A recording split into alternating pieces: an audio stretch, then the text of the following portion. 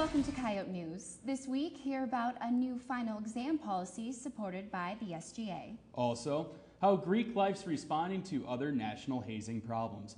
And how the football team found its way into the top 25. And ribs, rods, and rock and roll. But first, Cassie Bartlett's here for a look at our headlines. Cassie? Thanks so much. In state news, attendance at the state fair is up 8% from last year. That marks 5 straight years of attendance increase. This year, more than 190,000 people showed up. Fair manager Jerome Hurdle says it's because of good weather and hard work. He says major increases were seen in camping, carnival, and admissions revenues. Yesterday, 2 police officers were indicted for beating a University of Maryland student.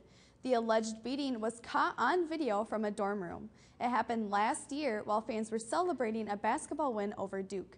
The officers face first and second degree assault charges and misconduct in office. And teachers in Tacoma, Washington could be sent to the governor's office. Today's the 7th day of canceled classes in Tacoma. About 1,900 teachers are defying a court order to return to work. Talks about pay and class size continue to break down between the union and school administration. The governor says if both sides don't reach an agreement by this afternoon, she wants to see them in her office to discuss resolutions. That's a quick look at your headlines. Back to you. Thanks, Cassie. With the adoption of USD's new logo, there's also the launch of our school's new tagline, Onward. USD's been undergoing a number of changes, and administrators wanted a tagline with the elements of movement. However, senior student Christine Bakley finds the tagline problematic. Onward is too broad, and when you say onward, onward where? Where are we going with it? What are we specifically saying about our school?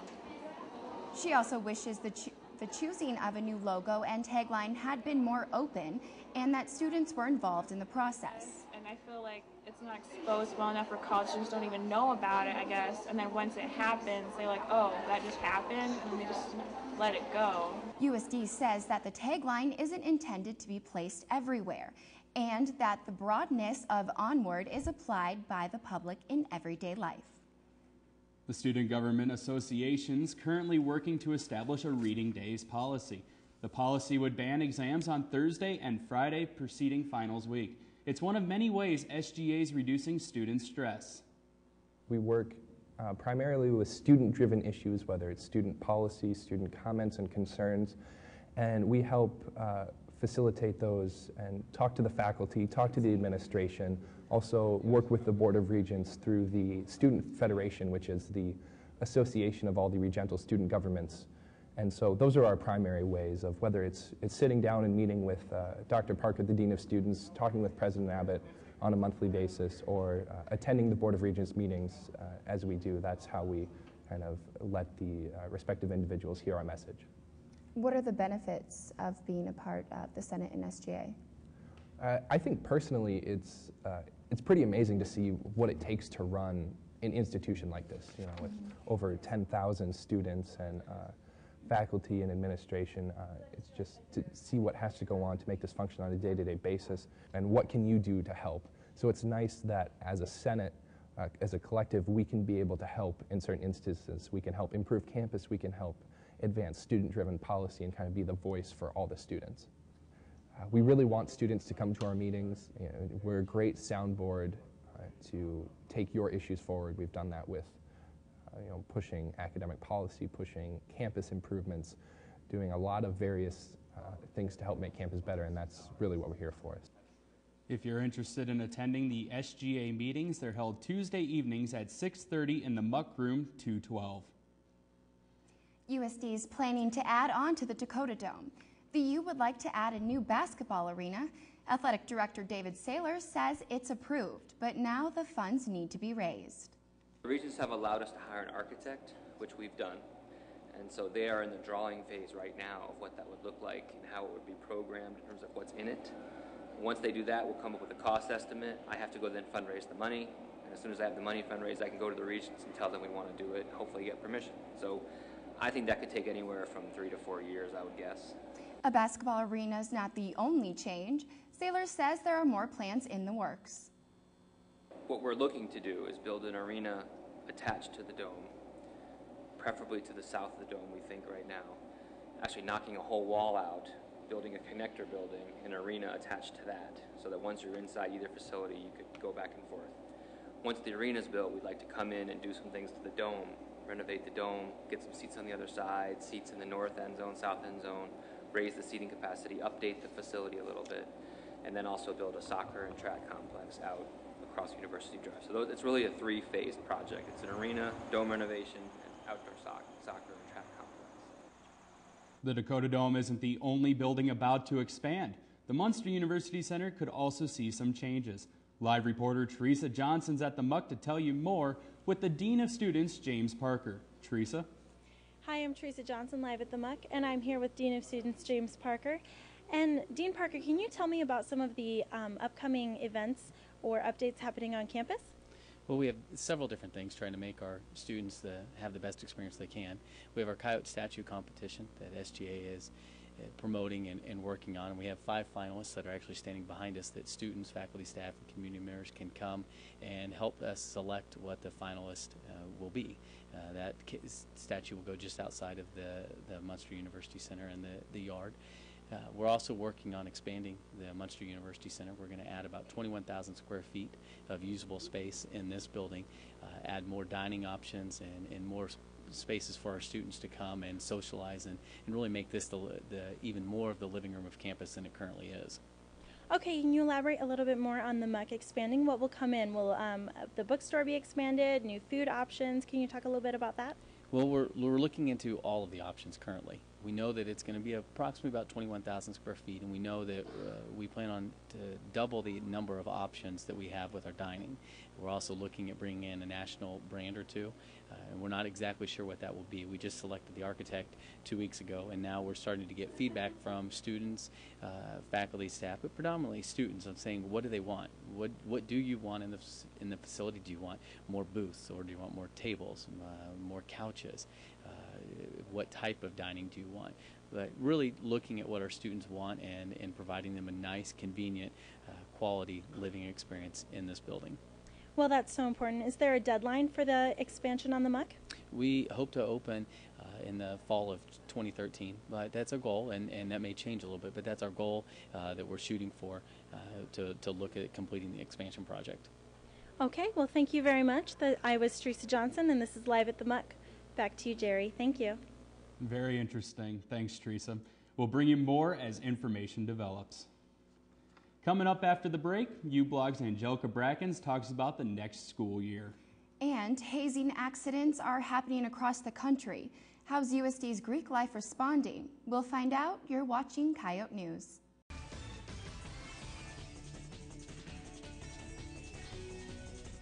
Sorority and fraternity life recently hosted recruitment on campus.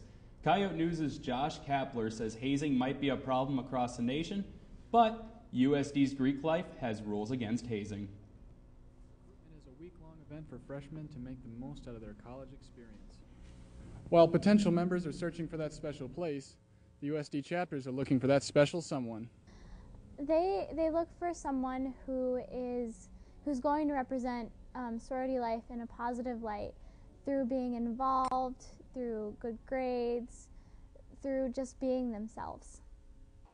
The campus chapters keep freshmen busy with activities and socializing. It's just open houses. Last year, a couple houses had like a zebra, bull riding. Some houses this year tried to do paintballing, so stuff like that. With problems of hazing in the nation, USD is focusing heavily on protection and prevention. Hazing does not allow the type of growth that we would like. If we get a report about hazing, all members are aware of what reports they need to send out, and when we get a report, that becomes our top priority. The strict policy against hazing shows positive results as USD has another successful recruitment turnout. Right now, the numbers are looking better than they were last year, especially on the women's side. And men's side, I know all the houses are at least above average, so it's been a good year. To get involved with Greek life, go to the MyU portal and click Get Involved, or contact anyone in Greek life. Reporting for Coyote News, I'm Josh Kapler. Thanks, Josh. New students are settling into their dorms and settling in with friends. You might be making friends quickly, however, Coyote Blog's Angelica Bracken says take caution. The school year has officially hit the ground running. All I could think about was this time 3 years ago when I was moving into the dorms for the first time. When you first move into the dorms, you'll become best friends with people that live on your floor. You'll eat lunch and dinner together, attend parties together, and eventually get to the point where you'll talk about how excited you all are to move out of the dorms and get a house together. Spoiler alert, these are not your best friends. In actuality, you'll probably hate each other in the next few weeks. That kid that bribed you with a fresh plate of cookies is not your homie. He just wants a place to crash one night when he gets belligerent and his roommate locks him out of his room. And that girl who has the same Justin Bieber poster as you? Not your friend either. She's just patiently waiting for the opportunity to pounce on that floor hottie that you've been eyeing on those frequent trips to the water fountain by the men's bathroom. Don't even get me started on that roommate of yours. She'll steal your clothes, steal your man, and borrow your favorite shoes. Heck, she might even take your toothbrush to clean puke up off the floor. You'll get sick of each other before midterm. Hate to break it to you, but you probably won't find real friends until junior year. End of sophomore year if you're lucky. Hitting you with the hard truth, for Coyote Blog, I'm Angelica Brackens. Thanks, Angelica, for that advice. Up next, the 10% Society has a new name. Plus, what smelled so good to send you downtown? You're watching Channel 21, Coyote News.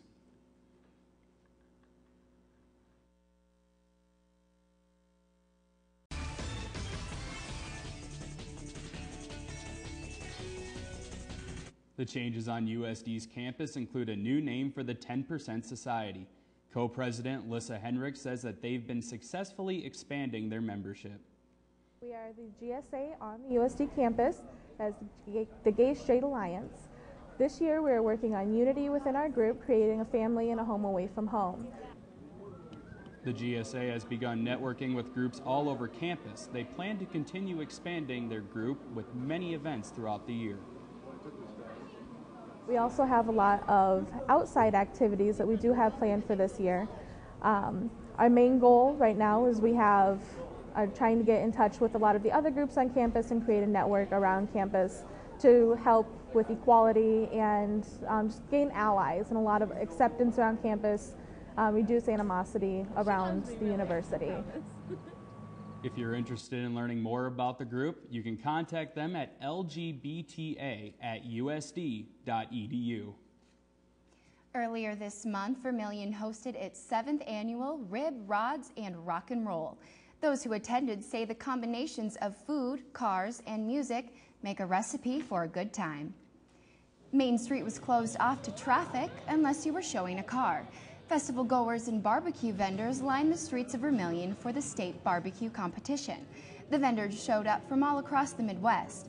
The grand champion of the event was the Swine Assassins. The competition categories include best ribs, brisket, pork, chicken, best overall, and people's choice. But food wasn't the only highlight. Car owners from around the area parked their rides in hopes of a trophy. Eric Weber came from Rock Valley, Iowa, to show his car. He says there are a lot more higher-end cars at the show. Weber says that, combined with ribs, makes for a great time. Live music for the festival included Corey and the Fireflies. Next year's Rib, Rods, and Rock and Roll is set for September 7th and 8th. Tonight is the first annual International Film Series movie Sin Nombre. It shows tonight in Farber Hall free of charge at 8 o'clock. Also, the music department's hosting the South American Music for Guitar and Percussion recital. The event features classical guitarist Alan Matthews and percussionist John Pennington. You can hear it tomorrow morning at the Colton Recital Hall at 11 o'clock. Sports with Haley Meyer and Cassie Bartlett is up next. Find out how 2 big games put the Coyotes in the top 20. Stay with us.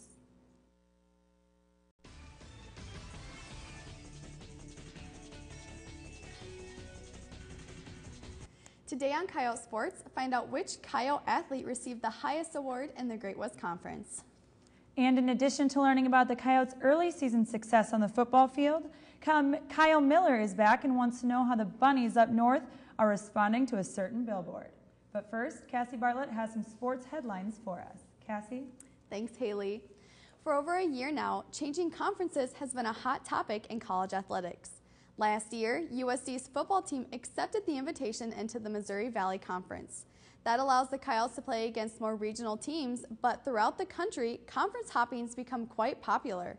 Sunday morning, the Atlantic Coast Conference announced the addition of 2 Big East teams, Pittsburgh and Syracuse, and Texas and Oklahoma are looking for options outside of the Big 12. In the NFL, it was another sad weekend for Vikings fans as the Minnesota team fell once again in a comeback victory by Tampa Bay. Sunday was the Vikings' first home game of the season. They were leading early, 17-0 at halftime, but Tampa Bay fought back late in the game, scoring the winning touchdown with just 31 seconds left. The Vikings host the Detroit Lions, who are undefeated so far, Sunday at Mall of America Field. In the world of golf on Sunday, 16-year-old Lexi Thompson became the youngest player to win an LPGA Tour event at the Navistar Classic. Thompson won the event with a score of 17 under, 5 strokes ahead of the runner-up. Thompson broke the record previously held by Paula Creamer, who won an event at the age of 18 in 2005. That's it for sports headlines. Back to Haley with an update on the Yote football team's weekend. Well, Cassie, the football team's off to a hot start this season. A couple of weeks ago, the team appeared in its first home game.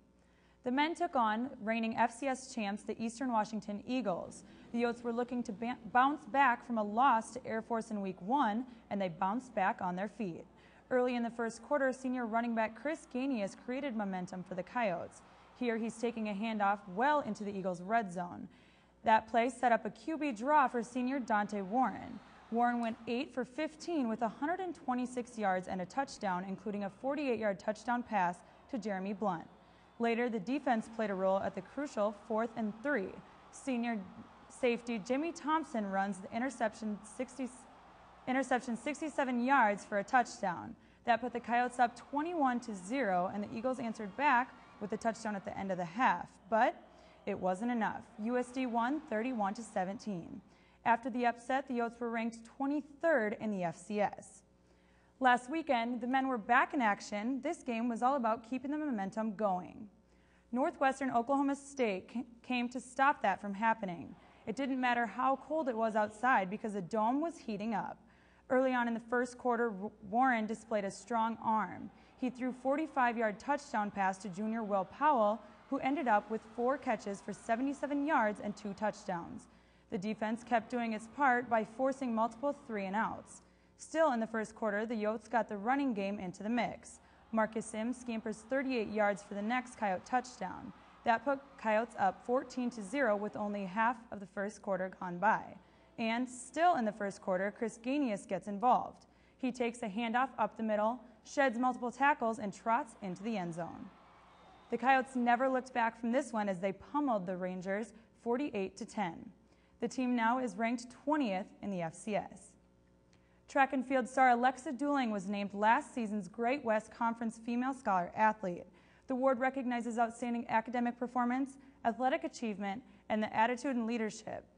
Dooling set the school's best record for outdoor 400-meter hurdles last season and took home 3 titles between Great West Indoor and Outdoor Championships. All that, and Dooling still manages to maintain a 4.0 GPA. The Coyote volleyball team was playing well in the early season, going on a 5-game winning streak before hosting Summit League opponent North Dakota State. The Coyotes fell to the Bison in 3 games. The loss dropped USD's record to 6-7 and 2-1 in the Summit League play. Kendall Crittenbrink led the team with 13 kills, and Amber Ashoff followed with 8. The Coyotes host Summit League opponent Missouri-Kansas City Saturday at the Dome at 5. USD's women's soccer team has been playing well to start their season, but they've been unable to capture a win. The Coyotes are currently 0-5-2, but 4 of their games have gone into double overtime, and 4 of the losses are only by 1 point. Sophomore Jenny Teslo leads the team with 5 goals, and they travel to Wyoming on Friday and Northern Colorado Sunday for non-conference matchups. On this week's Miller Zone, Kyle Miller wants to know how the Jackrabbits will handle USD next year. Guess what, Coyote News? I'm back. That's right, the Miller Zone is off and running for another semester. Speaking of off and running, how about the USD Coyote football team? The Yotes are 2-1 after an incredible win versus the FCS champion Eastern Washington Eagles and a completely dominating performance against Northwest Oklahoma State. Now it's a trip to the land of cheese, bratwurst, and certain adult beverages. That's right, the Yotes will battle the Wisconsin Badgers on Saturday, a game that'll certainly be USD's toughest this year. Wisconsin is ranked number 6 in the country and is poised to make a national title run. The Yotes will have to have a perfect game to win, and a good performance against the Badgers will propel USD's status as a Division I team. Speaking of Yote football, a promotion is making the news across this great Coyote state. That's right, the USD football billboard near Brookings. Now really, how can SDSU respond to this? Their mascot is the rabbit. While a very nice pet, the rabbit contributes nothing to society, and it regularly gets trounced by every animal in the wild, much like the jackrabbits on the football field this year. But I digress. Anyway, I'd like to see what brilliant SDSU marketing ploy the fine folks up in Brookings have up their sleeve to respond to this. Because it's well known in the wild, a coyote defeats a jackrabbit every time. For the Miller Zone, I'm Kyle Miller. Thanks, Kyle, and that's all for Coyote Sports. Up next, commentator John Hines has something to say about NFL holdouts. Stay with us.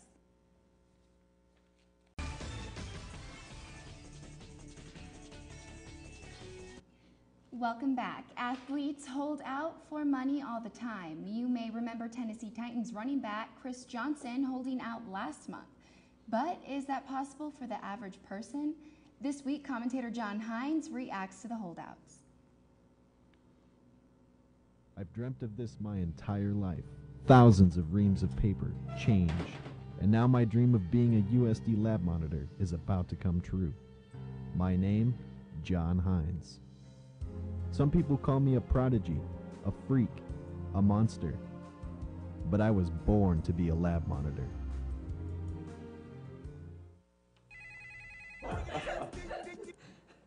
Hello, Melvin.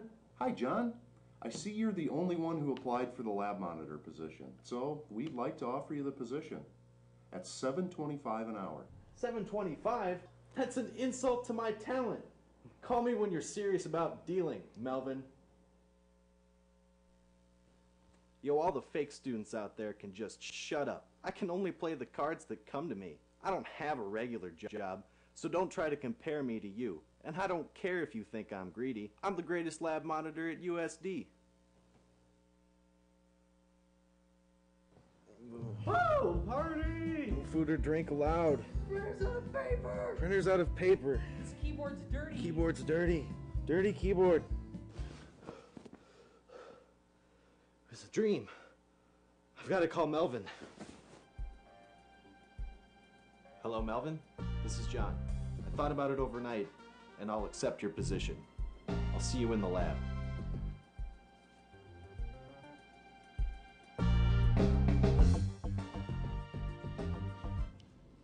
Thanks, John. Freshmen are settling into their classes. On this week's Out and About, we asked what advice you have for freshmen. Get to know your teachers, take really good notes. Definitely prepare more for the studying aspect because you're not used to having to study so much in high school with the lesser level classes. Stay up with your work and don't be afraid to admit that you need help. Don't buy meal plan because the food here is not very good. I would say don't break the fire extinguisher glass on your floor. Being a former CA, it's not a safe thing to do. What advice would you give to a freshman? Don't take I forgot. Get stuff done and then have fun. Go to class. Go to class. Go to class. Spend a lot of time in the library. Yarg, I'd tell the freshmen to chill out. You just need to take things easy, day by day. I'd say don't do drugs. I don't know, just study in general. Don't take anything for granted because it's freaking hard. That's all. Pacemaker. I'm going straight to the Volant. A new issue of the Volant hit newsstands today. Find out what students think about the new logo. Also, USD was one of the 45 schools in the nation to receive an AmeriCorps grant. You can find those stories and more by picking up a Volant on newsstands now. At the Volant online, check out Coyote News page, where you can find the stories from today's newscast.